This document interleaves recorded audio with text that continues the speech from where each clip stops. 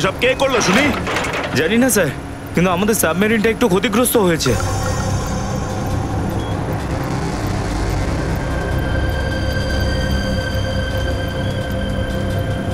গ্যালারে navy এসে গেছে, ওদের জাহাজ আর কামান দেখা যাচ্ছে। কি কি না? হ্যাঁ, নেভির এত সামনে চলে এলে তোমাদের মরার এত শখ। কিন্তু স্যার এখন কি করব? কি আর করবে, কেটে পড়ো এখান থেকে।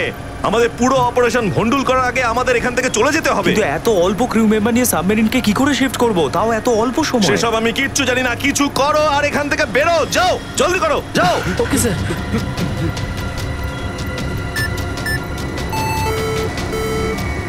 ডেকের উপর আমাদের আরো লোক দরকার।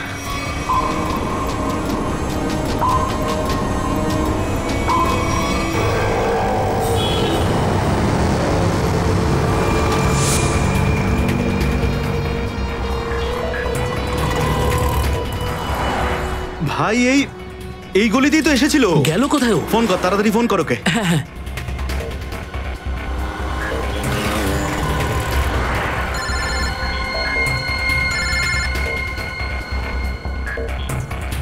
কেটে দিচ্ছে। হ্যাঁ, ফোন কেটে দিচ্ছে। আরেকবার চেষ্টা কর, আরেকবার ফোন কর। একে তো কি হয়েছে টনি? বন্ধ বলছে। ওই দেখ টনি, ওই যে ধর ওকে। দাঁড়া দাঁড়া দাঁড়া দাঁড়া। হ্যাঁ, চল, গাড়িতে চল, চল চল।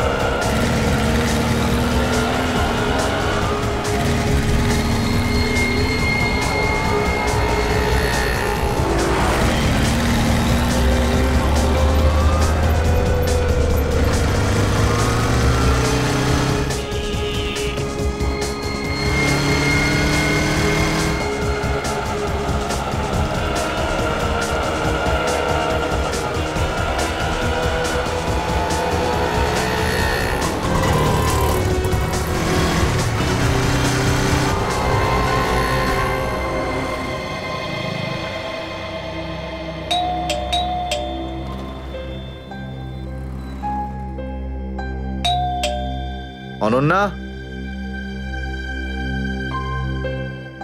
লাইট তো জ্বলছে, তার মানে অনন্যা বাড়িতেই রয়েছে, কিন্তু দরজাটা খুলছে না কেন? অনন্যা, অনন্যা, কোথায় গেছে এই মেয়েটা? অনন্যা,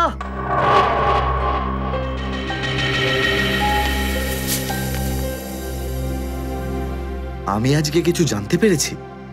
আমি তোকে আর বিরক্ত করতে চাই না।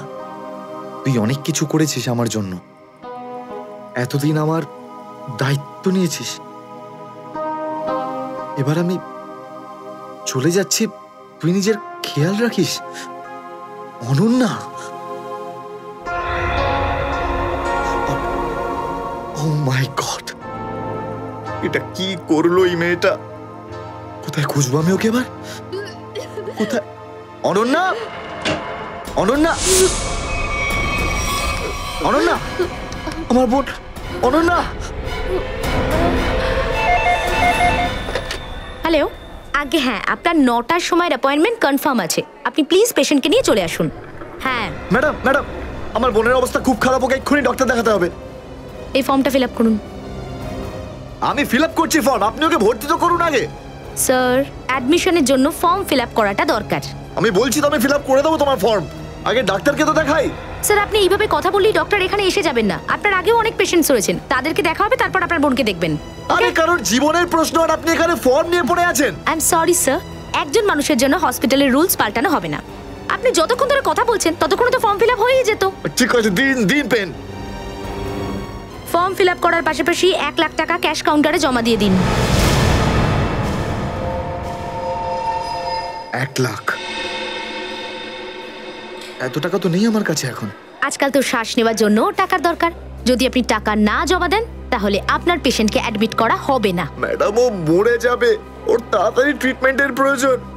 আপনার মনে মায়া দয়া বলে কিচ্ছু নেই? আপনি ছাড়াও এখানে এত লোকজন আছেন, কার কার উপর দয়া করবো বলুন তো?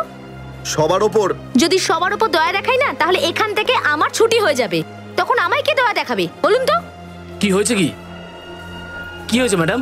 স্যার, আমি কখন থেকে ওনাকে বোঝাচ্ছি যে ডিপোজিট মানি ছাড়া আমরা ওনার পেশেন্টকে অ্যাডমিট করতে পারবো না, কিন্তু উনি তো একই কথা বলে যাচ্ছেন, টাকা নেই আমার কাছে, টাকা কোথায় পাবো? কত টাকা দিতে হবে ম্যাডাম? 1 লাখ টাকা। এই নিন, আর যান তাড়াতাড়ি ওনার বোনকে অ্যাডমিট করুন। Go fast. স্যার, ফর্মটা ফিল আপ করুন। ম্যাডাম, আগে পেশেন্টকে অ্যাডমিট করুন, তারপরে ফর্ম ভরে নেবেন। Okay sir. Thank you sir. আপনারা কে আর আমার জন্য এত কেন করছেন? এত কিছু ভেবো না ভাই, আরে মানুষই তো মানুষকে সাহায্য করে, আর এইসব লেনদেন তো পরে দেখা যাবে। চিন্তা করার কোনো দরকার নেই, আমরা এই আশেপাশেই আছি। এই পেশেন্টকে নিয়ে যাবো। হ্যাঁ, তাড়াতাড়ি নিয়ে যাও।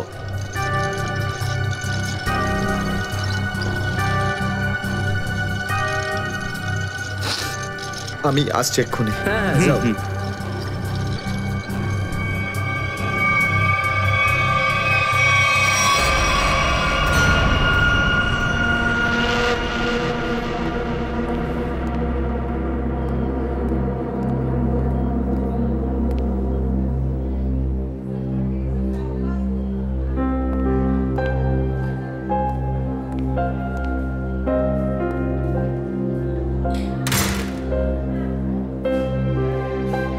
ডাক্তারবাবু, অনন্যা কেমন আছে? সমস্ত রিপোর্ট ঠিক রয়েছে তো? আপনি চুপ করে আছেন কেন? মিস্টার সিদ্ধার্থ, আপনার বোনের ক্যান্সার আবার ছড়িয়েছে। কি? এটা কি করে সম্ভব ডাক্তারবাবু?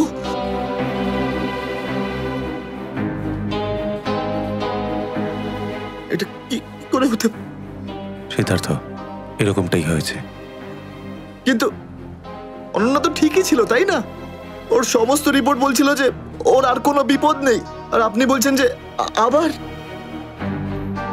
না ডাক্তারবাবু, এটা হতে পারে না। এমনটাই হয়েছে। গত 3 বছর ধরেও বিপদ মুক্ত ছিল, কিন্তু এইবার রোগ অনেক বেশি ছড়িয়েছে। খারাপ কিছু ঘটেও যেতে পারে। আপনি কি বলতে চাইছেন ডাক্তারবাবু? এটাই যে তোমার বোন অল্প কয়েকদিনই বাঁচবে। না ডাক্তারবাবু, এরকম বলবেন? ডাক্তারবাবু, ওর জন্য কিছু করুন না ডাক্তারবাবু, কিছু করুন আমার বোনের জন্য প্লিজ। এক্সপেরিমেন্টাল ট্রায়াল আছে, হয়তো এতে ওর প্রাণ বেঁচেও যেতে পারে। হ্যাঁ, তো করুন না এক্সপেরিমেন্ট, আমি কখন আটকালাম? প্লিজ করুন। কিন্তু এই ট্রিটমেন্টে অনেক খরচা হবে। কত? কম করে প্রায় 15 লাখ টাকা। 15 লাখ? অনন্যার জ্ঞান ফিরেছে, ও আপনাকে ভেতরে ডাকছে।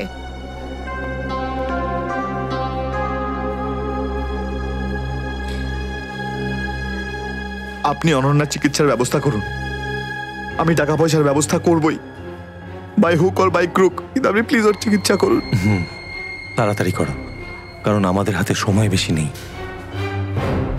হ্যাঁ।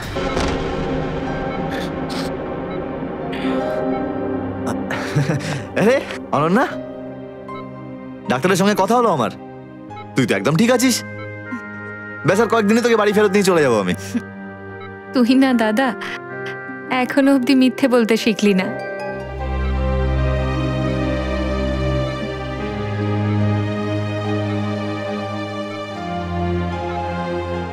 আমরা আগের বার ক্যান্সারকে হারিয়েছিলাম, আর এবারেও ক্যান্সার হারবে আমাদের থেকে। তুই তুই বাঁচবি অনন্যা। দাদা, যদি আমার ভাগ্যে বাঁচা থাকতো না, তাহলে 2 বার ক্যান্সার হতো না আমার। দাদা, আমার কথাটা শোন, তুই নিজের সমস্ত সুখ আমার জন্য এভাবে ত্যাগ করিস না দাদা। তুই আমায় ভুলে যা দাদা, এবারে নিজে ভালোভাবে বাঁচ। আমার সব খুশি তো তুই অনন্যা, তুই। তোকে যে কোনো ভাবে আমি বাঁচিয়ে ফিরবই, তুই মনের জোর হারবি না কিন্তু।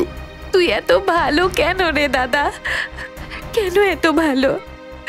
যদি আরো কিছু বছর তোর সাথে বাঁচতে পারতাম আমি। আমার ভাগ্যটাই খারাপ দাদা, তুই আমার জন্য কত কিছু করেছিস, সব সময় তুই আমার কথাই ভেবেছিস। তাই তো নিজের সব টাকা আমার উপর খরচা করে ফেলেছিস, নিজের চাকরিটার পর্যন্ত বেহাল অবস্থা করেছিস। এখন কি নিজের প্রাণ দিয়ে তুই আমায় বাঁচাবি?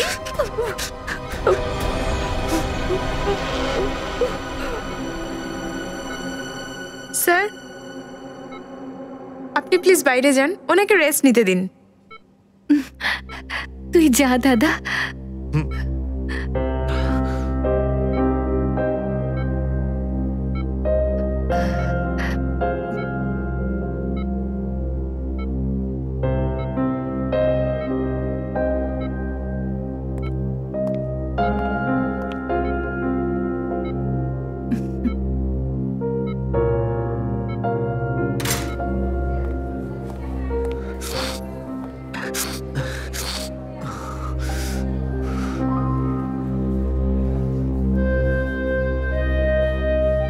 কোথা থেকে আনবো এত টাকা? কে দেবে আমাকে? আর দেবেই বা কেন? অত চিন্তা করো না, চিন্তা করে নয়, বরং কখনো চেয়ে মনের ইচ্ছে পূরণ হয়, বুঝলে সিদ্ধার্থ? আপনি কে?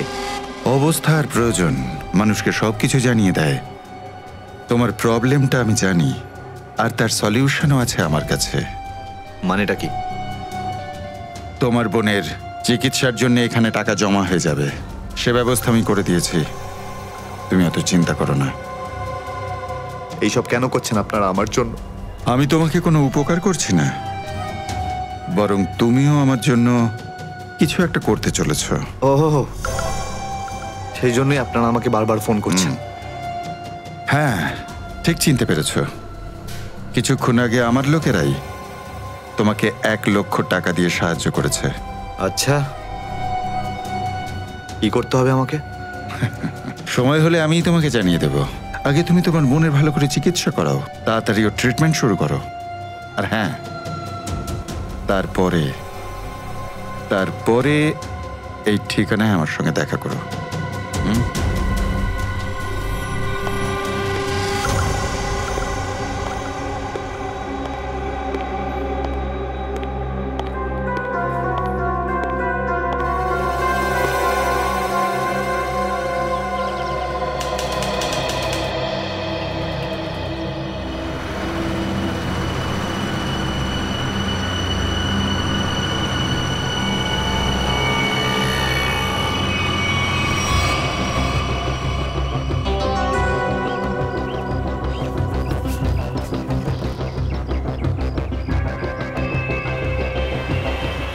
স্যার, ওর কাছে দাঁড়াবো? না না না, আর একটু এগো সামনে। আগে দেখতে তো হবে যে ও একা এসেছে নাকি সঙ্গে কাউকে নিয়ে এসেছে। নে, এখান থেকে ইউটার্ন নে।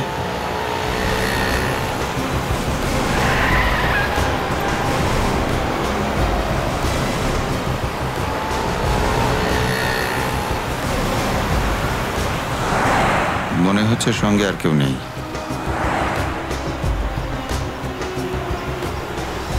চলো ওর কাছে গিয়ে গাড়ি দান করা। হ্যাঁ,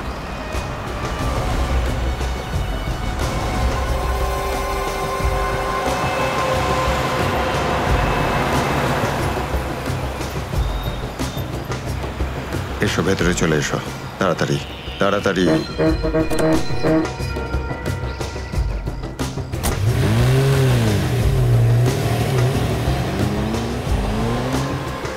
আমায় কোথায় নিয়ে যাচ্ছেন?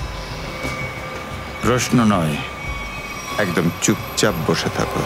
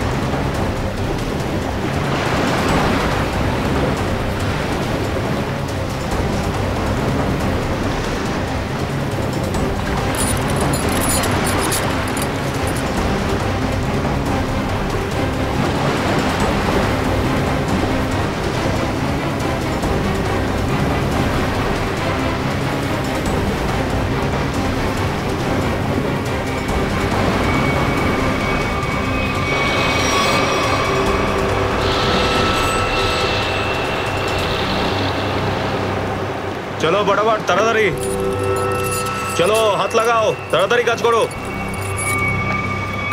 দে, জলদি জলদি। এইটুকু কম কাজ করতে কি সারা হাত লাগাবি নাকি? চল আফসার, তাড়াতাড়ি। আরে তাড়াতাড়ি কর, চলো তাড়াতাড়ি। আরে চল চল চল, বের কর, তাড়াতাড়ি কর। আরে তাড়াতাড়ি। আরে পাগল, কি করলি তুই?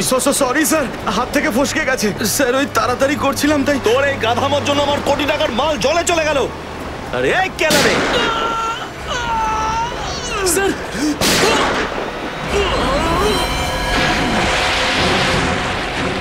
বস, বাকি বাক্সগুলো তুলে নিয়ে এখান থেকে বেরিয়ে যাই।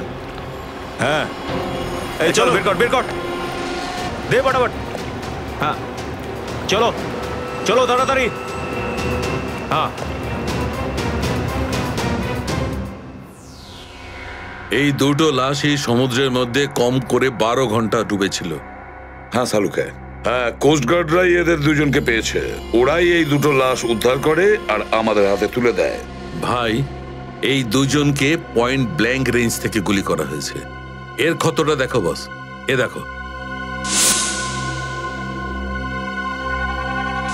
দুজনের ক্ষতই এই কথা বলছে। হ্যাঁ, আরও একটা ব্যাপার স্যার, বেশ কিছুদিন ধরে এরা ঠিকমতো খাবার দাবারও পায়নি।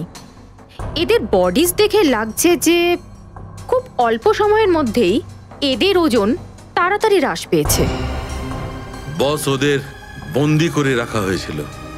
এ দেখো, এটা দড়ির দাগ। এদেরকে বেঁধে রাখা হয়েছিল দুজনকেই সমুদ্রের মধ্যে। সমুদ্রের গভীরে কোথায় কোথায় লুকিয়ে রেখেছিল এদেরকে? তারপরে মেরে ফেলেও দিয়েছে। কি কি চাইছিল খুনি? হ্যাঁ সচিন, আচ্ছা ঠিক আছে, বলো সচিন, কি জানতে পেরেছো? স্যার, এরা দুজন সমুদ্রের পাশের গ্রামটাতে থাকে স্যার। আর ওরা কাল রাতে কিছু এমন দেখেছে যেটা বলতে চায়। আচ্ছা, তাহলে বলো কি দেখেছো তোমরা? স্যার, কালকে রাতে আমরা মাছ ধরার জন্য সমুদ্রের অনেক গভীরে যাই। আমাদের নৌকার ইঞ্জিনটা খারাপ হয়ে যাওয়াতে আমাদের ফিরতে অনেক সময় লেগে যায়। স্যার, যখন আমরা ফিরে আসছিলাম তখন কিছুটা দূরে আমরা একটা বোটের আওয়াজ শুনতে পাই, আর তাতে বসে কিছু লোক কারোর জন্য অপেক্ষা করছিল। আচ্ছা, কারা সেই লোক? স্যার জানি না, অনেক অন্ধকার হয়ে গেছিল। হ্যাঁ স্যার, তখন সমুদ্রের মাঝখান থেকে জোরে জোরে ইঞ্জিনের শব্দ পাচ্ছিলাম। জলের ঢেউ একেবারে উথাল পাথাল করছিল। আর তারপরে সমুদ্রের মাঝখান থেকে কোনো জিনিস উপরে চলে আসে। সমুদ্রের ভেতর থেকে কোনো জিনিস ওপরে চলে আসে? কি? একটা বড় বাসনের মতন জিনিস হবে।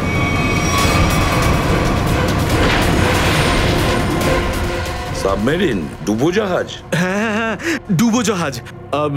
আর ওই বোটটা যখন ডুবোজাহাজের পাশে যায়, আর তখন ওখানে কিছু লোক কাজ করছিল স্যার। কি কাজ করছিল? জানি না স্যার, অনেক রাত হয়ে গেছিল তো দেখতে পাইনি। তখনই আমরা গুলি চলার শব্দ শুনতে পাই। গুলি চালানোর শব্দ?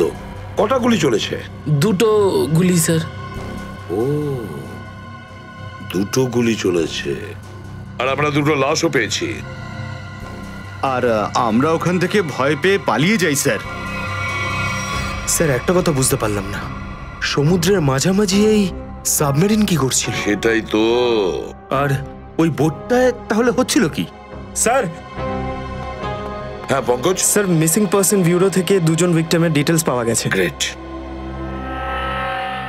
অমল, মনোজ আর দুজনেই একই দিনে নিখোঁজ হয়েছে। আর স্যার, দুজনেই মেরিন ইঞ্জিনিয়ার্স। হ্যাঁ সেটাই তো, মেরিন ইঞ্জিনিয়ার। সচিন, এটা কোনো কোইন্সিডেন্ট নয়, কোনো সংযোগ নয়। কারণ মেরিন ইঞ্জিনিয়ার্সরা অনেক কিছু কাজ করে সাবমেরিনে, ডুবোজাহাজে। এটা কোনো কাকতালীয় নয়।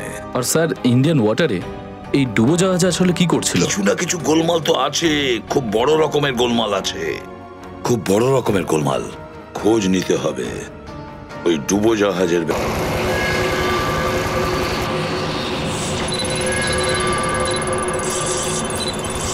স্যার, এখানে 100 কিলোমিটারের রেডিয়াসে কোনো সাবমেরিন নেই। মাছওয়ালারা কি এই লোকেশনটাই বলেছিল? মনে হচ্ছে ওই সাবমেরিন আমাদের থেকে অনেক দূরে চলে গেছে। একটা রক সাবমেরিন ইন্ডিয়ান ওয়াটারে? বিশ্বাসই হচ্ছে না। কিন্তু এটাই সত্যি। কিন্তু ওরা করছিলটা কি? এটাই তো খোঁজ নিতে হবে। স্যার, ইনি মনোজের ওয়াইফ। ইনি অমলের বাবা, আর এই হচ্ছে তানিয়া স্যার, সিদ্ধার্থর বোন। এরা বলছেন যে সিদ্ধার্থ মেরিন ইঞ্জিনিয়ার ছিল, আপাতত নিখোঁজ। আচ্ছা, তোমার ভাই কবে থেকে নিখোঁজ? স্যার, কাল থেকে নিখোঁজ। তখন আমি হসপিটালে অ্যাডমিট ছিলাম। হসপিটালে? কেন, কি হয়েছিল তোমার?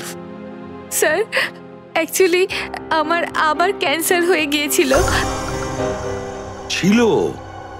ক্যান্সার হয়েছিল দ্বিতীয়বারে? স্যার, ডক্টর বলছিলেন আমার ক্যান্সার আবার অ্যাগ্রিভেট হয়ে গেছে, কিন্তু আজ সকালে টেস্ট করে জানা গেল আমার ক্যান্সার নয়, আমি একদম সুস্থ। কি? ক্যান্সার উধাও হয়ে গেল?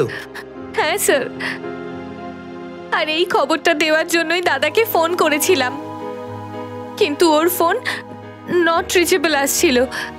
আমি ভেবেছিলাম হয়তো বাড়িতে আছে, তাই আমি তাড়াতাড়ি বাড়িতে চলে এলাম। সব রুমে খুঁজলাম স্যার, কিন্তু কোথাও আমার দাদা নেই। ভাবলাম হয়তো আশেপাশে কারোর বাড়ি গেছে। সব জায়গায় খোঁজ করলাম, কেউ কিচ্ছু বলতে পারলো না ওর ব্যাপারে। আপনি নিজেকে সামলান, খুব তাড়াতাড়ি আপনি দাদাকে পেয়ে যাবেন।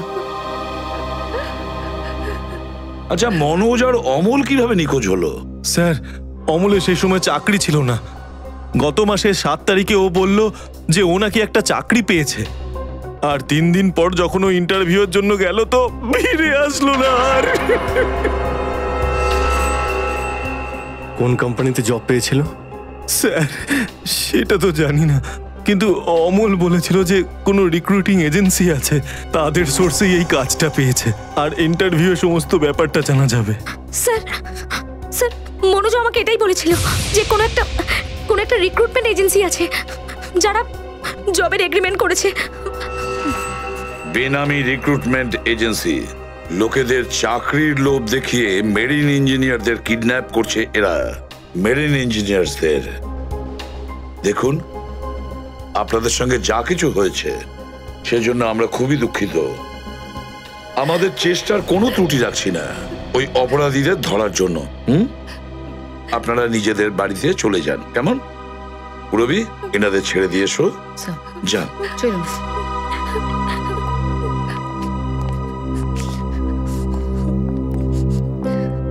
স্যার, হ্যাঁ স্যার প্লিজ স্যার, আমার দাদাকে খুঁজে দিন আপনারা।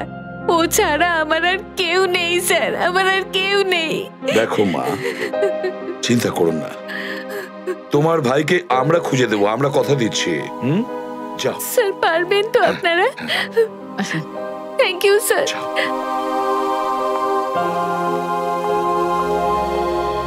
এই অনন্যা ডাক্তারের সঙ্গে কথা বলতে হবে।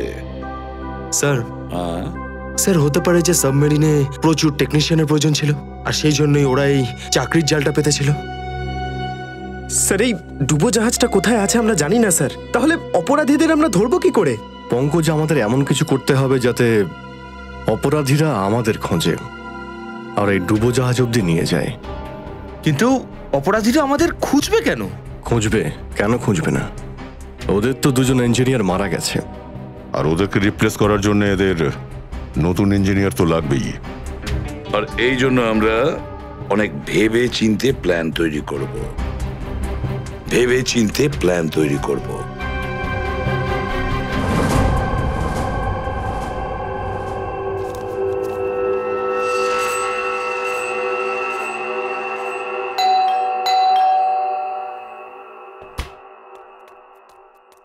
মনে হচ্ছে এসে গেছে।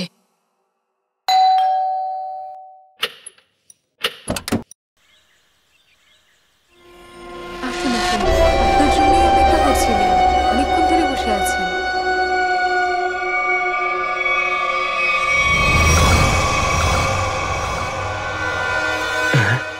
আসুন না, আসুন ভেতরে। অশোক আপনার জন্যই ওয়েট করছিল। Good morning sir, good morning, welcome welcome. Please have a seat sir, বসুন বসুন। আমি আপনাদের জন্য চা নিয়ে আসছি। ঠিক আছে। নো থ্যাঙ্কস, আমি চা খাই না।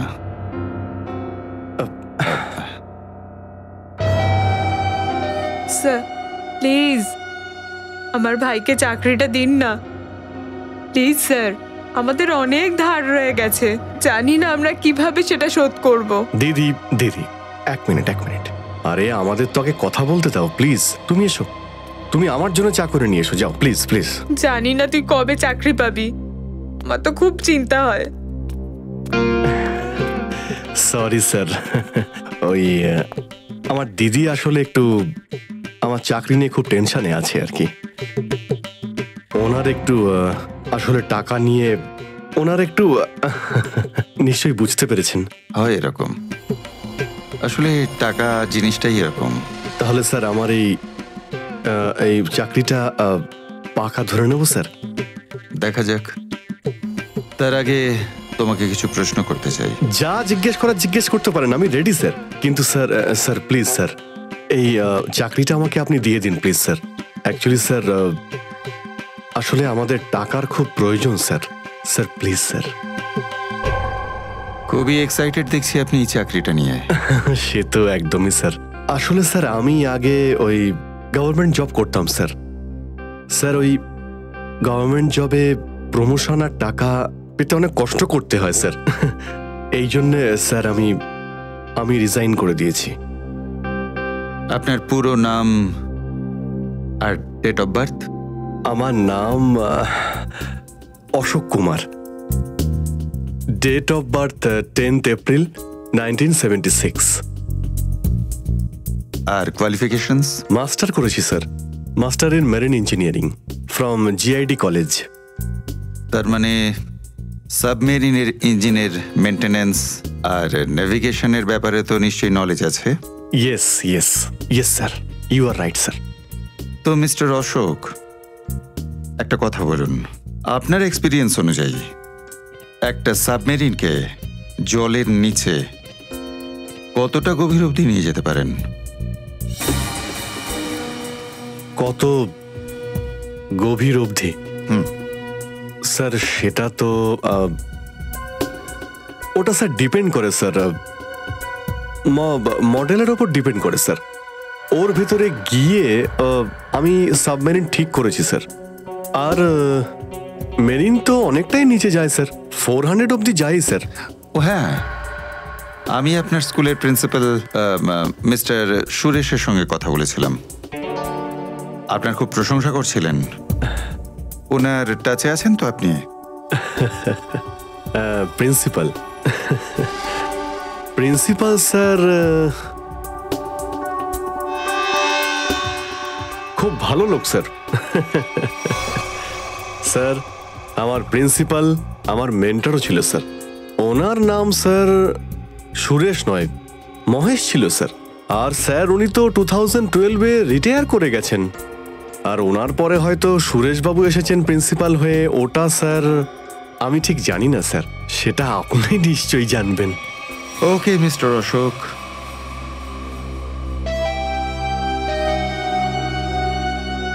আপনার চাকরিটা পাকা। Thank you sir, thank you very much. আপনার ফ্যামিলির ফাইন্যান্সিয়াল প্রবলেমটা অবশ্যই আমরা দেখব। আপাতত এই চাকরিটা 6 মাসের জন্য। ওকে ওকে ওকে। এখানকার রুলস অ্যান্ড রেগুলেশনস আপনি জয়েন করার পর জানতে পারবেন। Of course sir, thank you sir. আর হ্যাঁ, দুপুরে ঠিক 2টোর সময় এই ঠিকানায় আমার সঙ্গে দেখা করবেন। Sure sir, thank you.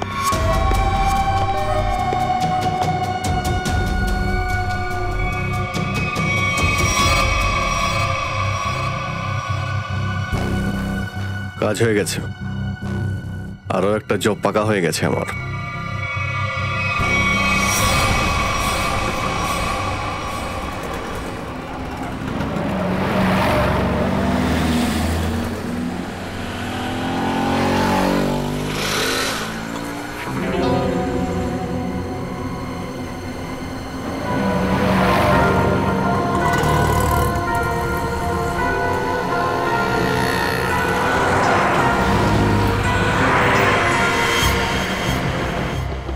আচ্ছা, খেলা খেলছে আমার সঙ্গে।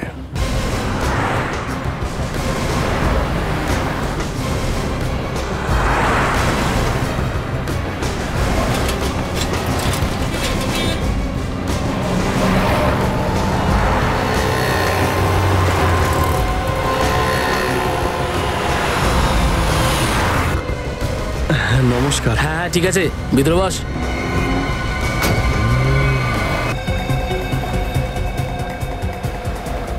কি ব্যাপার, আপনারা কিছু বলছেন না যে?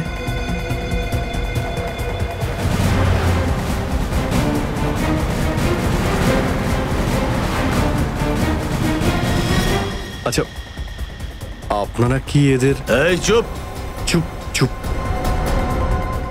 হ্যালো, আরে ও শ্বাস তো চলছে, হয়তো ঘুমোচ্ছে। সচিন তাড়াতাড়ি, ওরা যেন আমাদের নজরে এড়াতে না পারে।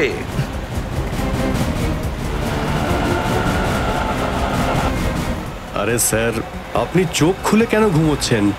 খুব স্ট্রেস পড়ে চোখের উপরে। আমি এক্ষুনি বন্ধ করে দিচ্ছি। এখন তোরও ঘুমানোর সময় চলে এসেছে। আরে কিন্তু আমি রাতে ঘুমোই, দিনের বেলা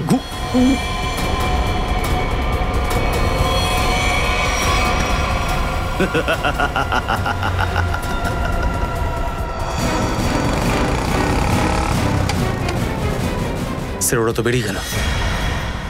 সচিন, কিছু একটা করো, ওই গাড়িটাকে আমাদের ফলো করতেই হবে।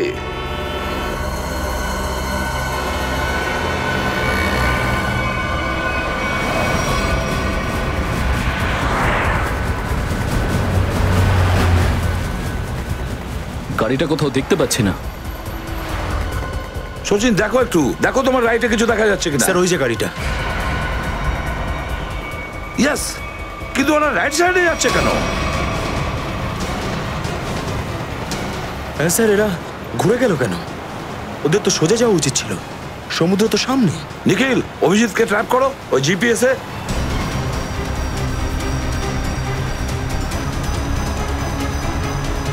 অভিজিৎ স্যারের জিপিএস ডিভাইস সিগন্যাল দিচ্ছে না, কাজই করছে না। ওভারটেক করো এই গাড়িটাকে, ওভারটেক করো। এই দাঁড়া দাঁড়া দাঁড়া দাঁড়া।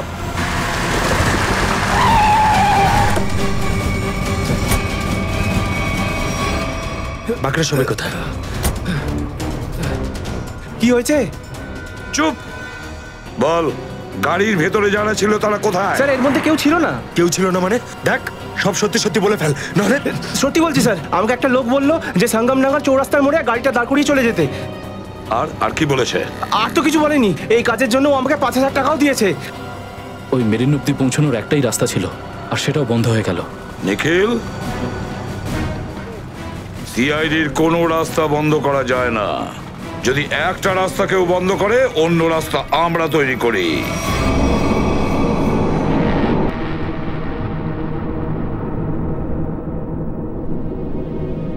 দুজন ইঞ্জিনিয়ার ছিল, আর দুজনকেই একসঙ্গে গুলি করে মারে। কে বলতে পারে? যে কোনো দিন আমাদের নাম্বারে চলে আসতে পারে। হ্যাঁ, আমাদেরও একদিন আসবে, সমুদ্রের মাঝে আমরা ডুবে যাব, কিন্তু আমাদের ব্যাপারে কেউ কিচ্ছু জানতে পারবে না। ঠিক বলেছ, কিন্তু মৃত্যুর আগে একবার বেঁচে ওঠার চেষ্টা তো করতেই হবে না?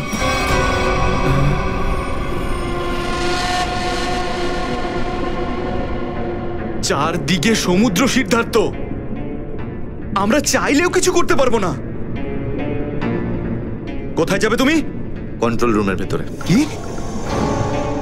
হ্যাঁ হ্যাঁ, আমার কাছে একটা প্ল্যান আছে।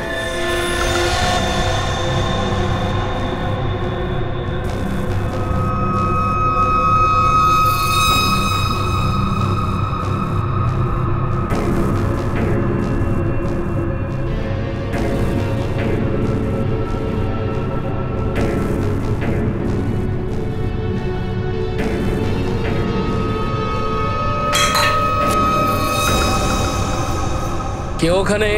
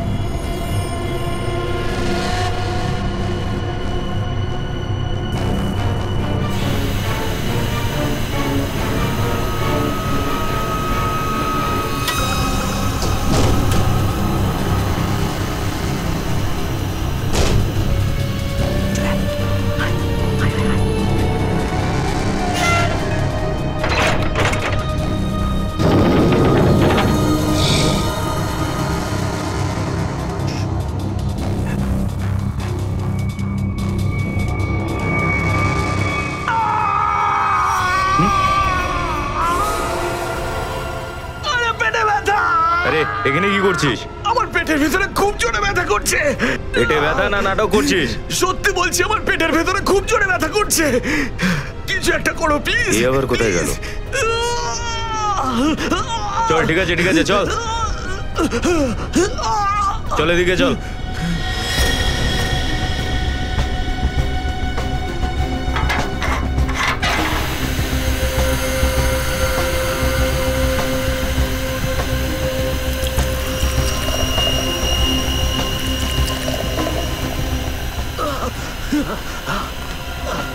এখানে ওষুধপত্র আছে, খেয়ে নে। কিন্তু এখানে পেট ব্যথার ওষুধ কোনটা? আরে আমি ডাক্তার নাকি? যা খাবার খা, তারপর ঘরে চলে যা। কিন্তু আমি কি করে জানবো যে এখানে পেট ব্যথার ওষুধ কোনটা? আরে শুনুন, শুনুন না।